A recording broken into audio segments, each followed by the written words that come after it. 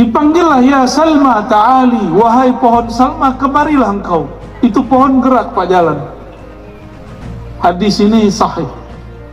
Datang hadis ini riwayat Imam Darimi dan diperkuat oleh Abu Nu'aim, Baihaqi, semuanya para imam-imam. Itu pohon gerak dan pohonnya mengucapkan syahadat di depan baginda Nabi Muhammad sallallahu alaihi wasallam. Orang Arab Bedui matanya melotot. Oh, pohon bisa ngomong. Dan inilah keramatnya sahabat Nabi. Walaupun di Arab Badui langsung diberi keramat. Apa keramatnya? Bisa mendengarkan syahadat pohon. Halo, Bapak? Ada yang pernah dengerin syahadat pohon di sini? Belum ya? Oh, ke gunung dulu, nanti ada alam lain di sana. Ntar ketemu di situ tuh. Ntar ajak pohonnya ngomong, bisa itu.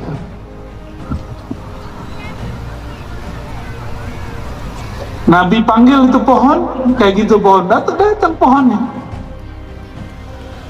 Apa kata pohon? Wahai Rasulullah, aku bersaksi engkau adalah Rasul Allah. Arab Badui langsung percaya, dipanggil orang sekampungnya, dia ajak beriman semuanya. Maka semua orang kampung dia beriman kepada Rasulullah SAW. A'udzubillahi minasyaitonirrajim. Laqad kana li Saba'in, sungguh adalah pada negeri Sabak. Ini bicara negeri, karena negeri ini dibangun, ada berulang tahun, dimakmurkan. Negeri Sabak, fi maskanihim ayah, di tempat tinggal mereka ada tanda-tanda kebesaran Allah. Sabak itu, Bapak Ibu, ada yang tahu di mana? Sabak itu di mana? Ya, Yaman. Yaman itu bahasa Sabak, bahasanya boleh disebut bahasa Arab tertua yang masih tersisa. Bahasa Arab sebelum Nabi Muhammad SAW lahir. Nah, ini perlu diperhatikan Bapak Ibu. Nabi Muhammad itu di dalam tubuhnya mengalir dua nasab, dua darah. Satu Arab dari sisi ibundanya, neneknya Sayyiduna Ismail punya istri orang Arab. Nabi Ismail anak siapa? Nabi Ibrahim orang Arab atau bukan? Bukan. Nabi Ibrahim bukan Arab, bukan Yahudi, bukan Nasrani, bukan juga orang Natuna. Nabi Ibrahim itu bapaknya orang Arab, bapaknya orang Yahudi, bapaknya orang Nasrani. Bahkan di riwayat yang dinukil oleh Imam Tabari dan Imam Ibnu Katsir, bahwa Sayyidina Ibrahim punya istri yang ketiga, itu orang dari tanah Asia Tenggara ini, dari negeri Jawi atau negeri Tanah Melayu barangkali kalau sekarang disebut. Namanya Sayyidah Qanturah. Namanya siapa? Sayyidah Qanturah. Sayyidah ini kalau dipendek Siti, Sayyidati, Siti Qanturah. Istri pertama Nabi Ibrahim siapa? Siti Sarah dulu. Ya, ibu-ibu kalau bahas begini agak males nih. Padahal bahasa Nabi loh ya. Siti Sarah ini pulang dari Mesir dapat hadiah dari Raja Mesir. Hadiah seorang budak cantik, karena diambil dari anak raja-raja daerah, yang kalah diambil anaknya. Nah itulah Siti Hajar. Siti Hajar tadinya masih budak. Karena Siti Sarah tidak kunjung punya anak, maka kata beliau, wahai suamiku, nikahilah pembantuku ini, budakku ini. Maka dibedekakan, jadilah istri. Inilah hebatnya nabi-nabi, budaknya jadi istri. Kalau orang sekarang gimana? Istri jadi budak? Jangan ya, itu melanggar ajaran Nabi Muhammad dan ajaran para nabi-nabi sebelumnya. Istri ketiganya namanya siapa?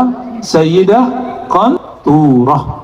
Sayyidah Qanturah ini melahirkan orang-orang di Asia Tenggara. Disebut negeri kita ini Aqsal Hind, ujung India. Maka di zaman Belanda negeri kita disebut Hindia Belanda atau Hindia Timur. India Timur, bahasa dulunya Syarqul Hind, timurnya India. Tadi kemarin ya saya kursus sama Pak Wakil, orang Natuna lama, orang Melayu lama, sebut bukan laut Cina Selatan ya. Natuna bukan di laut Cina Selatan, tapi di selatan laut Cina. Lain ya? Bedakah itu? Laut Cina Selatan dengan selatan laut Cina. Tapi nggak usah khawatir Pak Wakil. Pak Wakil ini kayaknya masih ada nasab juga ke sana ini. Apalagi Pak Bupati ini ya, mati sipit-sipit ini. Nggak boleh benci dengan ras orang lain ya. Kenapa tidak boleh benci? Karena kita tidak tahu sebenarnya nenek moyang kita dari mana ya. Ini matanya sipit-sipit 70% lebih ini ya. Nggak boleh benci-benci sama mata sipit ya. Yang mata lebar juga nggak boleh benci dengan yang matanya tidak lebar. Biasa aja, biasa aja. Inna akramakum indallahi ya atqakum. Yang Allah pandang kolbu, bukan mata sipit atau mata lebar ya. Ada orang mata sipit di kolbunya ada kebaikan, Allah pandang itu ya. Baik Bapak Ibu yang bukan Allah, ayat ini berbicara tentang negeri Sabak. Sabak itulah Arab yang sebenarnya. Kalau Nabi Muhammad disebut musta'rab. Apa arti musta'rab? Arab yang sudah campuran. Orang Sabak itu sampai hari ini masih ada yang bicara bahasa Sabak, bahasa Arab lama. Sepintar apapun kiai-kiai di sini bisa bahasa Arab, pasti nggak paham mereka bercakap apa. Ya.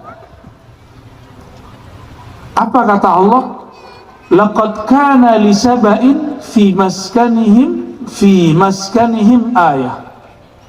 Allah jadikan pada orang Sabak tempat tinggalnya itu ada ayat-ayat Allah. Oh, ada ayat pada alam. Bukan ayat yang tertulis, bukan ayat yang tersurat, tapi ayat yang terbentang. Ini ayat yang terbentang. Jadi kalau orang ngaji ayat itu tiga Bapak Ibu. Ada ayat yang tersurat, ada ayat yang tersirat, ada yang ketiga, ada ayat yang terbentang. Maka dulu orang Melayu lama sampai ke kampung saya di Minangkabau, orang punya satu slogan, alam terkembang terbentang jadi guru. Sama nggak di sini? Ya sama lah. Dan itu dari kalam para nabi-nabi terdahulu tentunya. Nah inilah ayatnya, fi maskanihim ayah. Di tempat tinggal mereka, alam terbentangnya menjadi ayat. Apa makna ayat dalam bahasa Arab? Ayat dalam bahasa Arab bukan nomor 1, ayat 1, ayat 2, ayat 3, bukan. Ayat itu artinya tanda.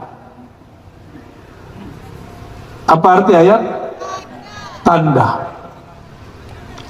Ketika Arab Badui datang kepada Nabi, Arab Badui ini nggak percaya kalau nggak dikasih tanda. Ditanya oleh Rasulullah SAW, wahai Badui, mau kemana engkau? Dijawab oleh Badui, saya hendak mau mengunjungi keluargaku.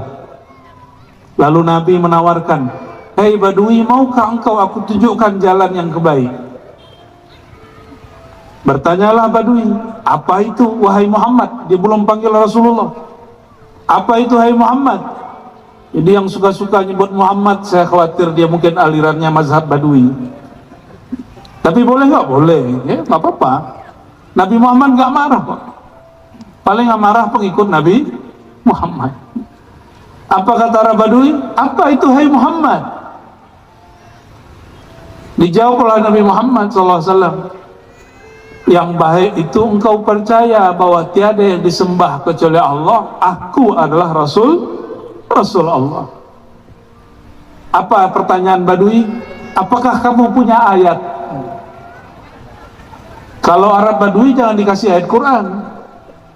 Nabi tidak bacakan ayat Quran. Apa yang dibacakan Nabi? Nabi bicara, ada pohon-pohon di Madinah. Nabi bilang, kamu perhatikan tuh pohon, ada pohon namanya pohon Salma. Aku panggil dia ke hadapanmu, nanti saksikan bahwa si pohon juga ikut bersaksi.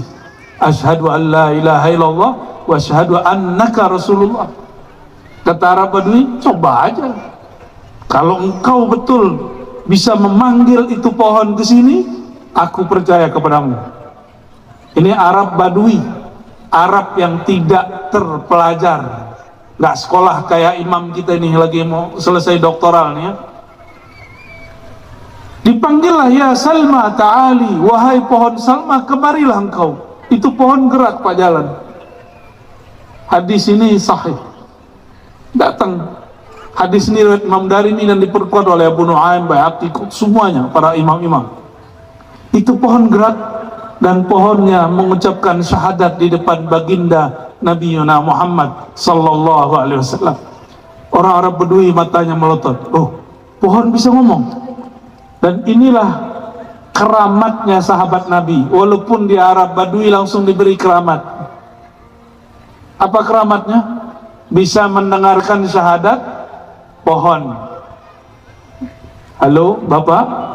Ada yang pernah dengerin syahadat pohon di sini? Belum ya?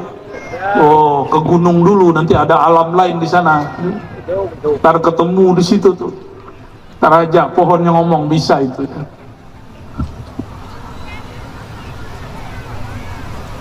Nabi panggil itu pohon, kayak gitu pohon, datang pohonnya. Apa kata pohon? Wahai Rasulullah, aku bersaksi engkau adalah Rasul Allah. Arab Badui langsung percaya, dipanggil orang sekampungnya, dia ajak beriman semuanya. Maka semua orang kampung dia beriman kepada Rasulullah SAW.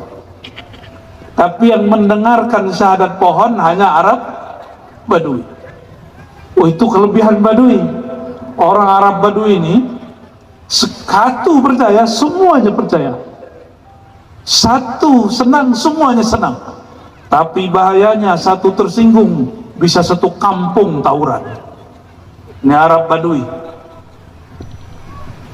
Bapak Ibu yang makan Allah, maka si Arab Badui pergi ke kampungnya, diajak semua orang. Hei orang Arab Badui, aku baru saja ketemu orang yang unik, namanya Muhammad. Aku bersaksi dialah Rasul utusan Allah. Itu sekampung langsung beriman kepada Rasulullah SAW. Tapi itu Arab Badui. Bapak Ibu, pernahkah mendapatkan riwayat Abu Bakar nantang pohon? Nantang Nabi pakai pohon, ada nggak? Ya Muhammad, kalau ente benar bisa nggak ngomong sama pohon? Abu Bakar pernah ngomong begitu nggak? Abu Bakar belum Nabi bicara, apa kata beliau? Apapun yang dikatakan Sayyidina Muhammad pasti aku percaya. Jadi ketika Abu Jahal memperolok-olok Nabi Muhammad SAW, apa kata beliau? Jadi yang bicara siapa? Muhammad, aku percaya. Ternyata Nabi Muhammad SAW mengabarkan kepada Sayyidina Ali. Apa kata Sayyidina Ali? Sebelum Abu Bakar itu lahir di dunia, ya, sebelum Abu Bakar itu punya nama gelar As-Siddiq, itu nama As-Siddiq sudah ditulis di langit. Allah menamakan Abu Bakar As-Siddiq itu Siddiq, itu sudah di langit. Bergema dulu namanya di langit, baru diturunkan ke bumi. Maka seperti Sayyidina Abu Bakar bernama di langit, bergelar namanya di langit, bergema namanya di langit, baru dinamakan di bumi. Nah, ini ayat kauni, ayat alam semesta. Dan ini sepertinya kampung Sabak itu tidak sesubur Natuna. Nah, ini hati-hati yang tinggal di Natuna. Apa kata Allah? Kami jadikan ayat tanda kebesaran Allah untuk negeri Sabak, di tempat tinggal mereka. Apa ayat yang Allah berikan? Jangan-jangan ayat itu juga ada di sini. Coba perhatikan ayat 15-nya ya, surat As-Saba. Jannatani, jannatani, kebun-kebun, ada 2 kebun, an yaminin, ada sebelah kanan mereka, wa shimalin, ada sebelah kiri mereka. Bapak Ibu coba lihat, Natuna banyak kebun nggak? Tadi saya ke Batubi, kiri kanan kebun semua, kebun karet, cuma kayaknya tidak ada yang urus. Benar ya? Sudah jarang ada yang mau urus. Semuanya pengen ikut P3K, semuanya pengen jadi pegawai negeri, semuanya ingin menjadi pegawai pemerintahan. Ya boleh ya, cuma jangan gitu-gitu semua. Kalau semuanya jadi bupati, terus rakyatnya siapa? Kalau semuanya jadi wakil rakyat, terus rakyat yang diwakili siapa? Kalau semuanya jadi orang pemerintahan, siapa nanti yang ngurusin kebun-kebun itu? Bagi-bagi tugas. Ustadz sekarang udah banyak juga yang berpolitik. Kalau semua ustadz berpolitik, siapa lagi yang ngurus masjid? Karena kalau saya nih contoh, saya nyalek nih Bapak, maka saya ceramah, seorang sudah curiga, ini kampanye ini, ya kan? Wah, ini lahar beratnya kita jadi ustadz ini, nggak bisa nyalek sembarangan Pak. Mungkin ada ustadz yang nyesal ini, ya, jadi ustadz. Tapi juga ada caleg yang kurang ajar Pak. Tahu nggak caleg kurang ajar? Mau kasih tahu? Mau kasih tahu? Ada majelis pengajian, dia numpang. Pas pengajiannya mulai, dia pulang. Itu namanya caleg kurang ajar ya. Tapi insya Allah yang hadir ini tidak kurang ajar ya. Alhamdulillah. Ya, ada yang begitu nggak di sini? Ada? Mana orangnya? Ya.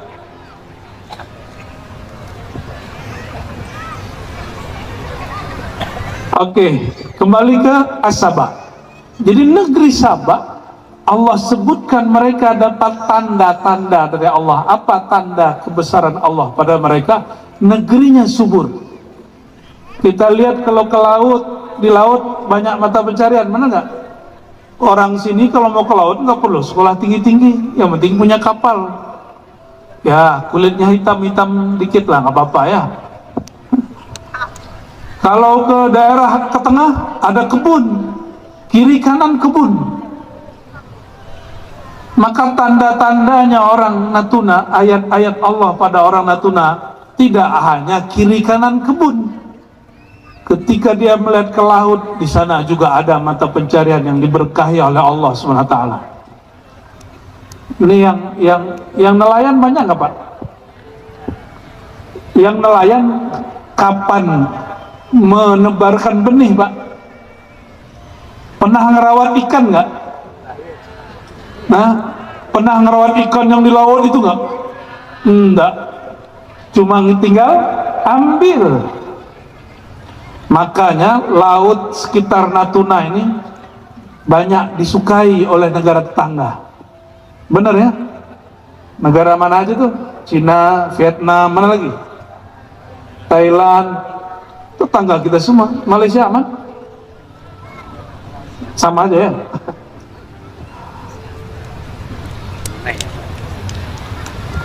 Itu nelayan-nelayan yang bekerja, mohon maaf, saya harus mengingatkan itu. Kebetulan saya punya mertua, almarhum baru meninggal, itu punya beberapa kapal besar-besar. Laut itu 3 minggu, 2 minggu baru pulang. Di Tuban sana, Jawa Timur. Itu mereka tidak pernah beternak ikan, tapi manen ikan. Betapa enaknya. Tidak pernah beternak ikan, tapi manen ikan. Cuma diajak sedikit urusan jaringnya agak dibesarkan, marah-marah. Ya, padahal itu bermanfaat untuk ke depan. Benar gak tuh? Cuma kalau nelayan kecil ya nggak usah begitu Bapak ya. Itu yang nelayan besar, itu yang pakai kapal-kapalnya yang menengah. Mengeluh terus, saya dengar nelayan-nelayan tuh banyak ngeluh ya. Di semua pantura Jawa itu lebih banyak ngeluh. Padahal mereka ngambil itu tanpa perlu beternak. nggak perlu berternak. Karena kurang bersyukur, coba aja lihat nanti ya. Nanti pos musim paceklik, oh makan teri. Di kampung saya Pak, makan ikan teri itu mewah. Kalau di sini gimana? Kalau lagi paceklik ya, paceklik nggak ada orang ke laut, baru makan ikan teri. Oh di tempat saya masih kecil, kami favoritnya makan teri, kasih kacang, kasih telur, itu sudah nikmat. Kalau di sini saya lihat dari kemarin kami datang, ikan besar-besar, nah, udangnya pun besar-besar. Kalau udang mungkin masih beternak, cuma ikan besar-besar kapankah para nelayan ini beternak? Nggak pernah. Itu Allah kasih fasilitas. Makanya Indonesia yang sebesar Eropa, Bapak Ibu, Indonesia itu sebesar Eropa, sadar nggak? Dengan laut-lautnya, daratnya, Indonesia itu bahkan mungkin lebih besar dari Eropa. Eropa itu ada negara nggak punya laut. Kita ini ada laut di mana-mana. Tapi biasa, orang kalau punya fasilitas banyak, hidupnya terlalu santai. Indonesia ini terlalu santai. Nah, coba perhatikan. Orang-orang Sabah diberikan fasilitas kebun-kebun yang subur.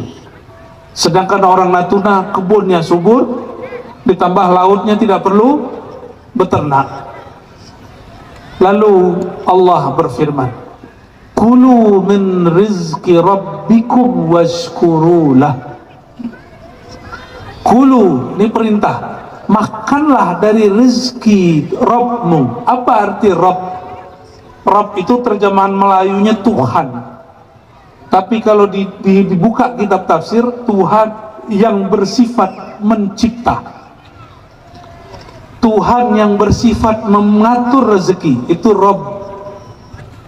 Kul a'udzu bi rabbin nas, malikin nas. Apa beda Rabbin nas, malikin nas, ilahin nas? Rabb itu Allah yang bersifat mencipta. Malik itu bersifat memiliki, penguasa, raja. Kalau ilah itu yang disembah, dia juga orangnya. Yang mencipta dia, yang punya dia, yang disembah dia. Maka dia punya banyak nama, tapi yang punya nama satu. Dan nama tidaklah terpisah dari yang punya nama. Lain kalau Pak Bupati sekali 5 tahun ganti, kecuali lanjut. Tubuh ini dicipta. Tubuh ini disebut marbub. Allah itu Rabbin nas, Rabbikum. Kulu min rizki Rabbikum. Makanlah dari rizki Tuhanmu. Jadi yang jamin rezeki siapa? Pak Bupati apa Allah? Saya sering nanya ini, mungkinkah Allah salah kirim rezeki? Berarti Allah ini kalah sama pos, sama JNE. Orang kalau kirim barang lewat JNE, apalagi pos, apalagi di sini. Niki, ini bukan iklan, ini karena sering lihat aja nih ya. Itu kalau ditulis namanya, jalannya, nomor rumahnya pasti sampai, benar nggak? Pasti sampai. Masa Allah kalah kirim rezeki, mengalahi pos dan lain sebagainya itu? Kok ada di kantor, di tempat bekerja, di tempat berdagang, orang berpikir, aku yang bekerja kok dia yang naik pangkat? Nah, ada nggak begitu? Aku yang lelah kok dia yang dipuji?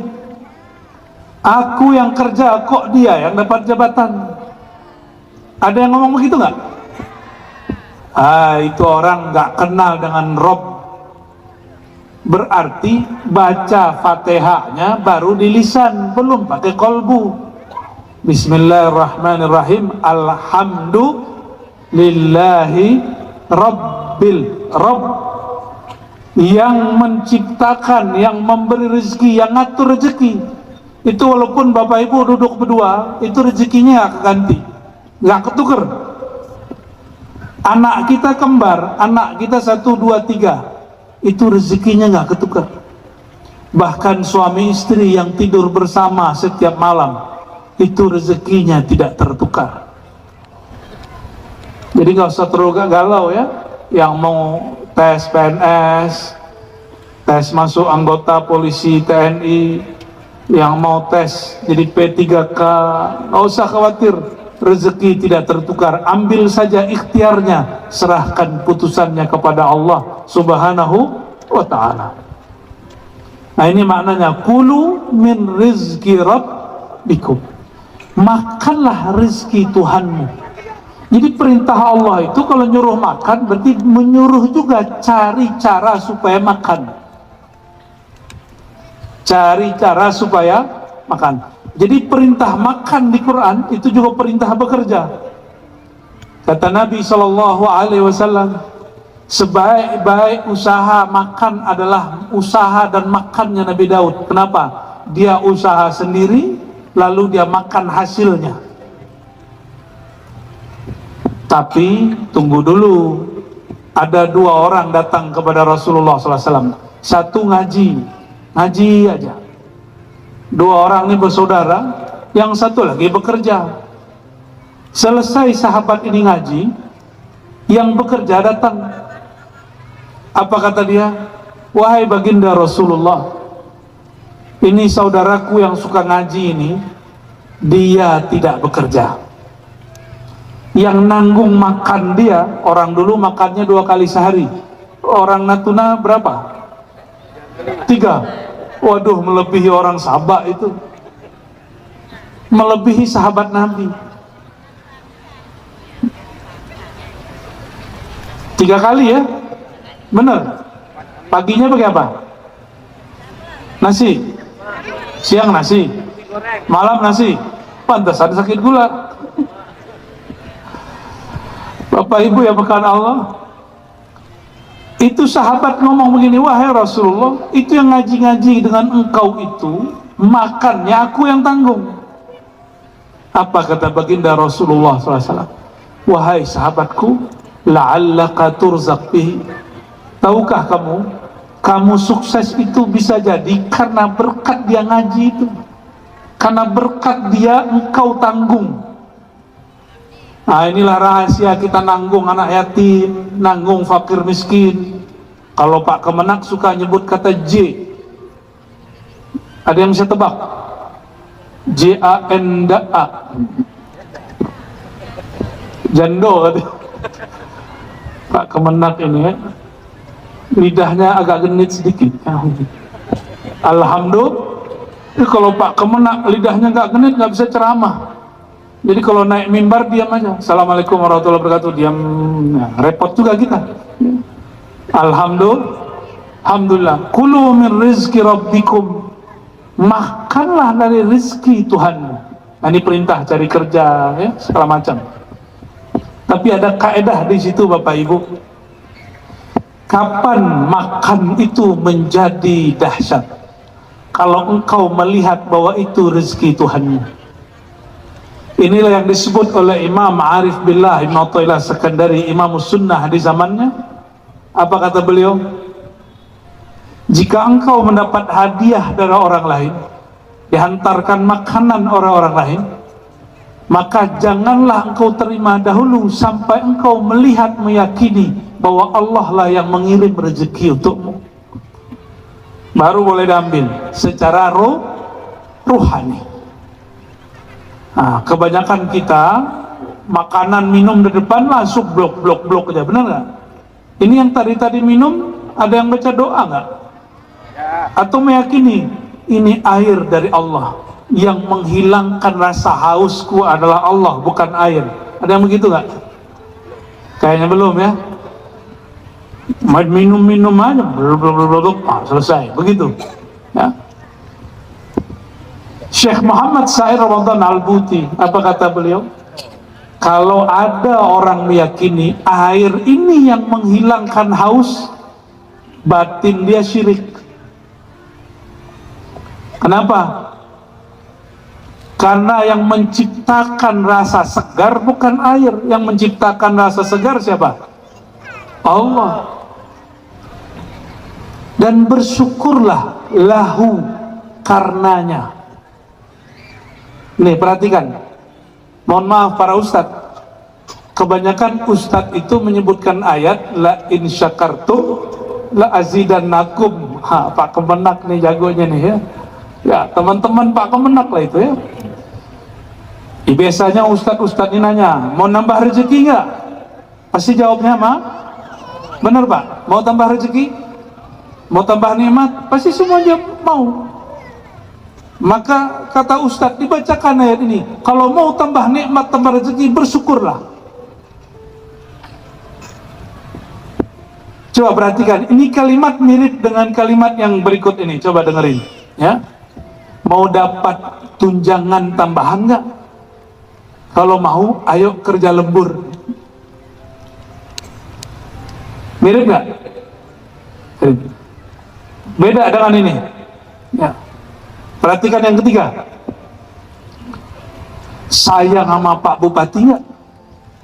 Kalau ya, ayo kita bersamain dia, berjuang sampai ke pelosok-pelosok. Beda loh Pak ya. Mau membersamai para pemimpin, para ulama, umara nggak merawat rakyat? Mau, nggak perlu sebut gaji di situ ya. Nah, beda kalimat itu. Oke, sekarang saya ganti kalimatnya. Tadi mau tambah rezeki, syukur. Berarti bersyukurnya supaya tambah rezeki. Saya mau tanya lagi Pak, rezeki itu Tuhan atau bukan? Rezeki itu Allah atau bukan? Ayo yang kencang, rezeki itu Allah atau bukan? Maka orang yang bersyukur karena ini tambah rezeki, dia belum bersyukur karena Allah. Washkurulah, ayatnya begitu, bersyukurlah kamu karena Allah, bukan karena tambah rezeki. Terus gimana cara memahami surat Ibrahim itu?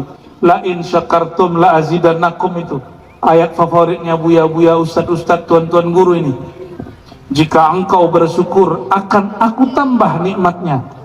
Tidak usah dibalik, kata Imam Syafi'i, ibda bima bada Allah. Begitu beliau menjelaskan banyak hukum. Kita pakai juga kaidah itu. Mulailah dari yang Allah mulai, jangan dibalik. Sekarang dibalik. La in syakartum, jika kamu bersyukur, aku tambah nikmat. Ama ustaz dibalik, mau tambah nikmat, syukurlah. Padahal ayatnya mengajarkan apa? Jika kamu bersyukur karena Allah, untuk Allah, pasti Allah tambah nikmatnya. Saya datang ke Pak Bupati, saya puji-puji, ke Pak Wakil saya puji-puji, ke Pak Ketua DPRD saya puji-puji, supaya proposal saya jebol. Gimana? Ngasih proposal terus puji-puji. Jadi niatnya muji untuk apa? Supaya proposal itu, kalau beliau ini tahu niat saya, itu senang nggak? Senang nggak Pak? Hah? Ar-Razi ini datang puji-puji kerjaan kita, prestasi kita, ternyata bawa proposal pesantren. Banyak loh Pak, kiai-kiai maksain bupati, wakil-wakil rakyat untuk proposal banyak. Ya kawan-kawan saya juga. Pertama puji-puji dulu. Lagi minum-minum di warung, ada orang puji-puji kita, ternyata minta ditraktir. Gimana Pak? Suka dengan orang itu atau tidak suka? Nggak suka. Kalau dia puji kita, pujiannya nggak masuk ke hati. Sama, ada orang, ada hamba, dia ingin ditambah rezekinya, maka dia puji Allah. Dia bukan sedang berterima kasih, bersyukur kepada Allah. Dia hanya ingin menambah keinginan nafsu tamaknya. Hanya ingin numpuk-numpuk rezekinya. dia belum betul-betul bersyukur kepada Allah Subhanahu wa ta'ala. Gimana Pak Kemenak, salah nggak nih? Enggak, tafsirnya salah nggak? Kalau salah mohon diluruskan. La in syakartum la azidannakum, ini orang balik hari ini.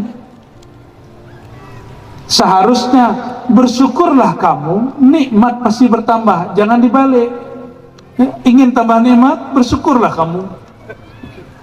Itu namanya syukur cari proposal. Syukur proposal begitu. Ya. Sayang sekali banyaklah hamba-hamba Allah begitu setiap hari. Karena ada hajat dia sholat, karena ada hajat dia puasa. Temu ibu-ibu, saya tanya, lagi puasa apa Bu hari Rabu? Saya lagi mempuasakan anak saya, mau ujian P3K. Kalau seandainya anaknya nggak ujian, dia nggak puasa-puasa. Pernah diundang juga tasyakuran, ternyata bukan tasyakuran. Saya tanya, ini acara apa Bu? Ini nazar, anak saya lolos masuk universitas favorit. Seandainya anaknya nggak lolos, dia nggak buat tasyakuran. Maka Nabi mengatakan jangan suka bernazar, karena nazar itu kebanyakan muncul dari hamba yang pelit.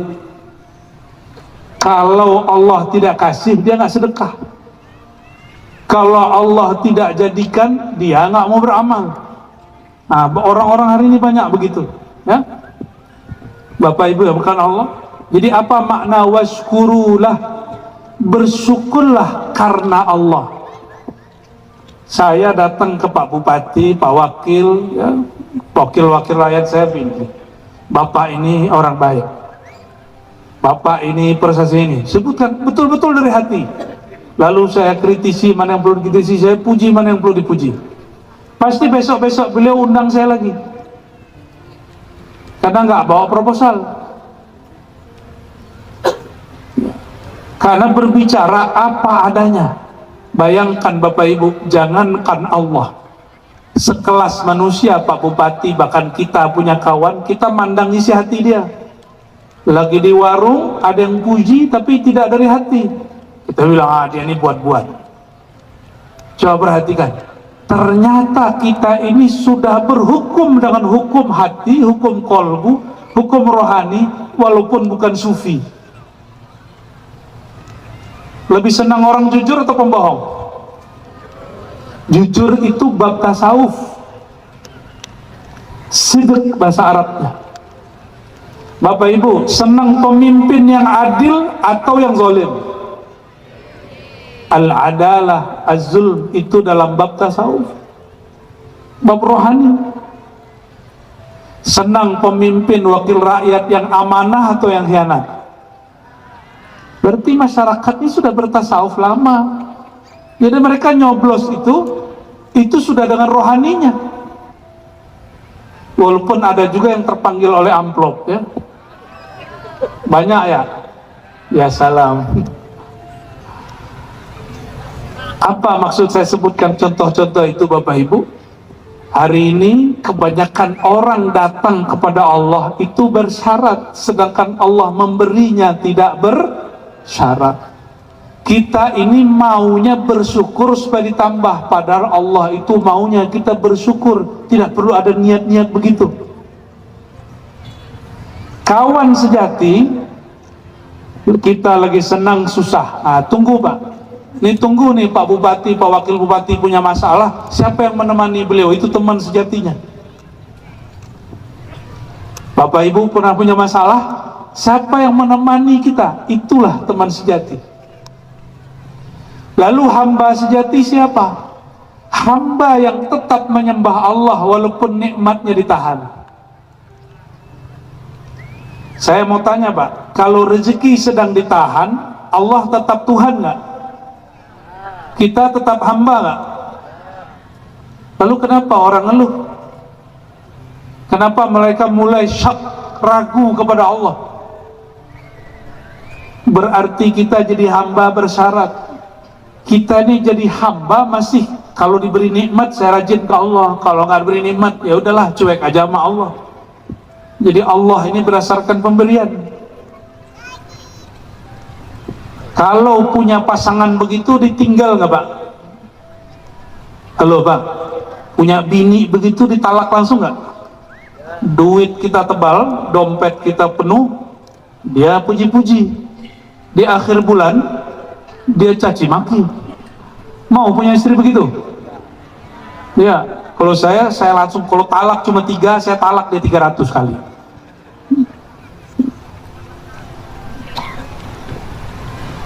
Jadi washkurulah, bersyukur kepada Allah apa adanya. Kita sebagai hamba, Allah sebagai Tuhan pencipta. Nah, itu baru disebut bersyukur. Jadi syukur dibagi dua.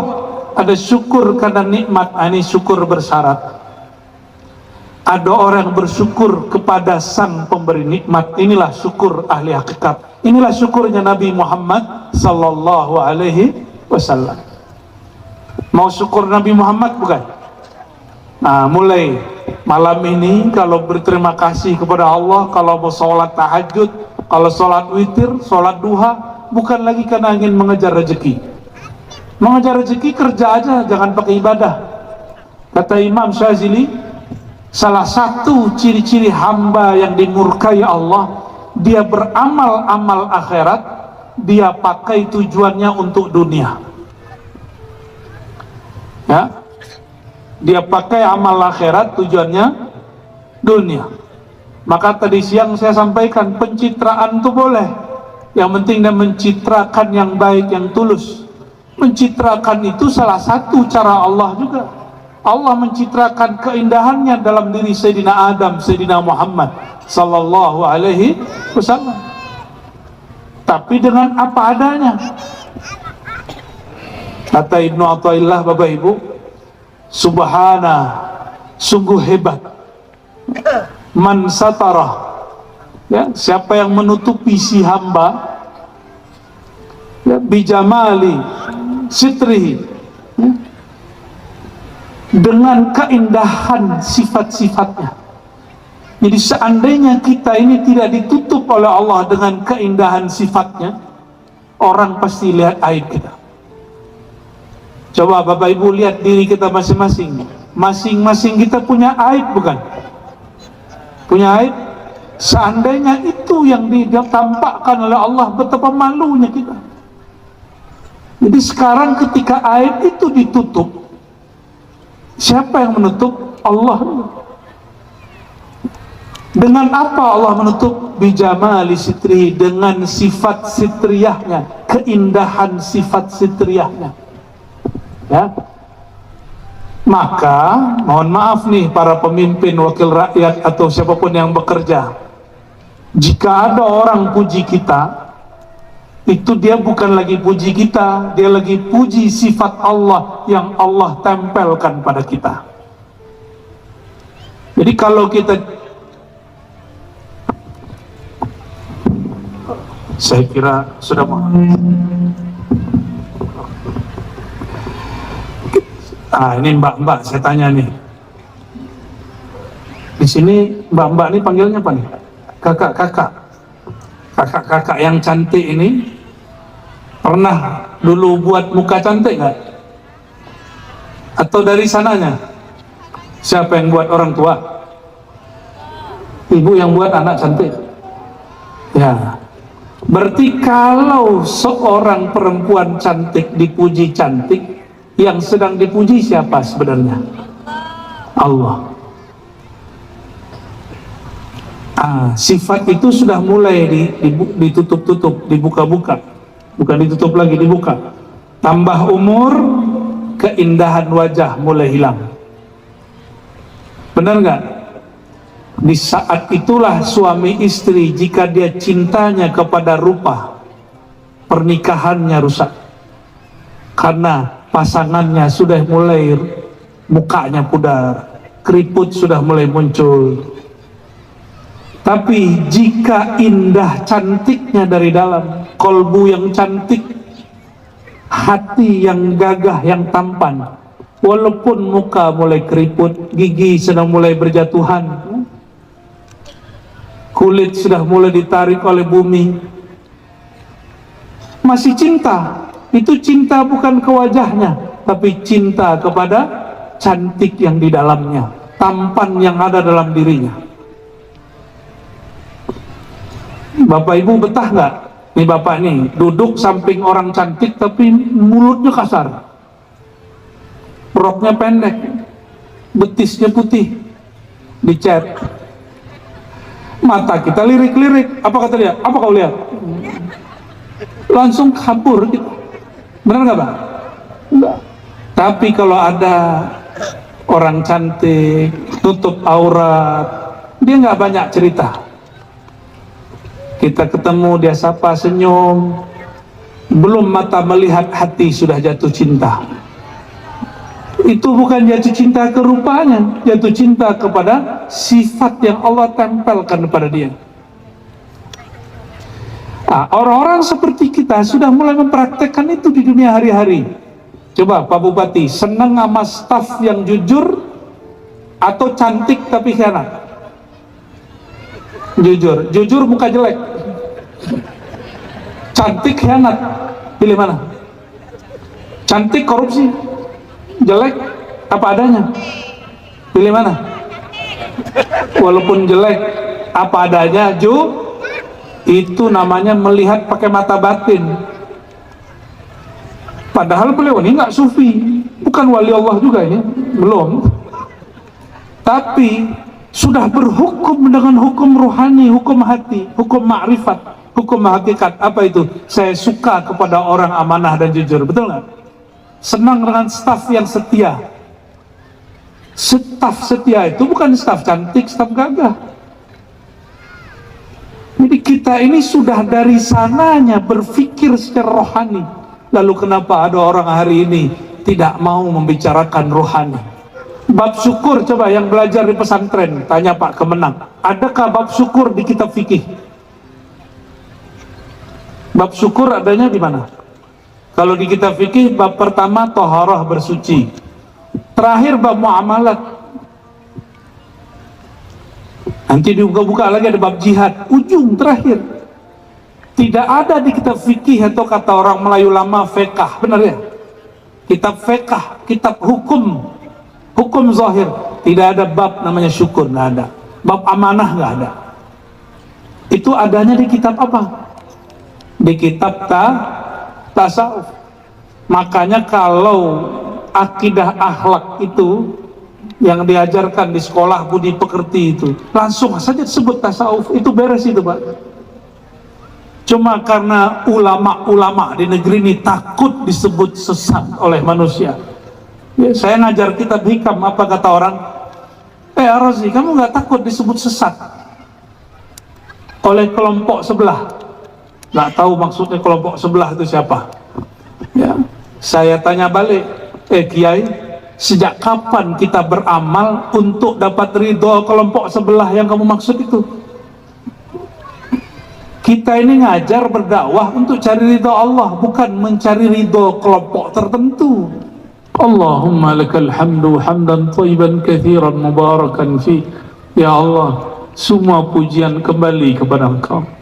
Jika ada pujian kepada kami, ya Allah, itu adalah pujian kepada sifat Engkau yang Engkau limpah ruahkan dan tempelkan kepada kami. Maka ya Allah, jika kami merasa terpuji karena pujian itu, ampunkan rasa itu ya Allah. Ampunkan kami merasa terpuji ya Allah. Yang maha terpuji hanya Engkau ya Allah. Lakal hamdu wa lakal thana. Allahumma ya Allah, ya Hamid, ya Majid, salli ala abdika Muhammad. Ya Allah, keangkuhan ini adalah noda yang berat kami bersihkan ya Allah. Tahhir qulubana bi nuri nabiyyika. Maka ya Allah, bersihkan hati kami dengan nur Engkau ya Allah. Allahumma ja'al fi sam'ina nura, Allahumma ja'al fi asma'ina nura wa fi absarina nura. Ya Allah, izinkan nur Engkau mengalir juga pada pandangan kami, sehingga pandangan mata kami juga memandang dengan mata batin kami, sehingga kami mampu melihat kebenaran yang Engkau tunjukkan. Allahumma ya Allah, ya muqallibal qulub, wahai yang mengubah isi hati kami. Ya Allah, hati ini masih kurang baik ya Allah. Maka mohon setelah pengajian ini ya Allah, ubahlah hati kami yang masih keras itu menjadi lembut, hati kami yang mudah pemarah itu menjadi penyabar. Kami memohon, jagalah, selamatkanlah umat Engkau, umat Nabi Muhammad SAW, wabil khusus yang ada di negeri ini, yang beriman kepada Allah dan kepada Engkau wahai Rasulullah.